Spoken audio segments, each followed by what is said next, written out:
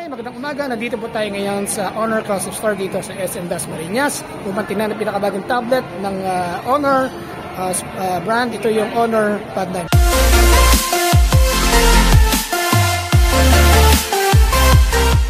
Pero bago po tayo magpatuloy, like, share, and subscribe po naman dito sa Ron Jen Vlogs. Okay, so tinan po muna natin. Ito yung pinakabagong tablet nila. Natin po sila yung mga specs, features, and capabilities nito Honor Pad 9. So let's get to it. Po yung ano natin sir, Honor Pad 9 po. Itong Honor Pad 9 natin sir is yung 7999 with keyboard po siya. Yun po yung pinaka-previous niya. So yung inches po ng unit natin is 12.1 inches. So kinagandaan nito sir is naka na rin to sir, naka AMOLED display na rin po. Then yung processor nito sir is Qualcomm Snapdragon na din po, no?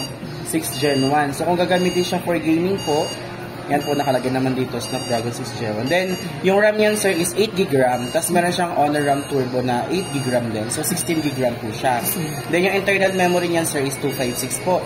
So, madami ka na sir malalagay na files and videos po dito sa tablet natin. Tapos sir, ito po is naka 8,300 mAh battery. So, yung battery life niyan sir is matagal na rin po. Maabot din ng 2 days, 3 days po.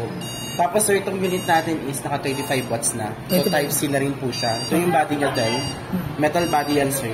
Metal body po? Po, metal body yan sir. Tapos po, Wi-Fi connection to sir. So, hindi siya LTE ha. So, kahit anong Wi-Fi naman sir na updated, pwede mo i-connect sa kanya.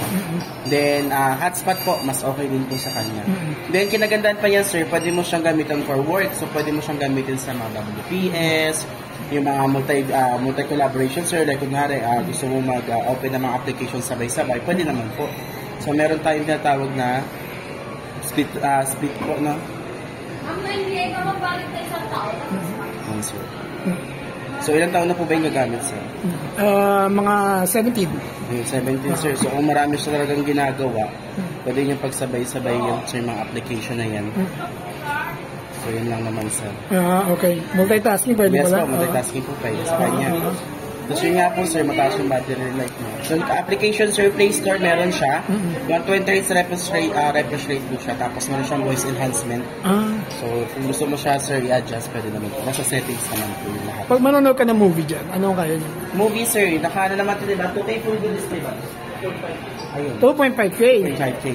So, Netflix, videos po, pwede sa kanya. Ano yung pinaka-stream? Ang previous niya ay keyboard, yung ba? Keyboard, sir, yung keyboard natin, sir, worth 4,000 pesos po. Pero previous na yun? Yes po. Sa presyong... 17,999. Ito kasi, sir, isa, wala siyang kapila po. Ano ang mga ano niya rito? Payment options? Payment natin, sir, credit card, J-Gift, some credit, pwede rin po cash, pwede rin po bank transfer.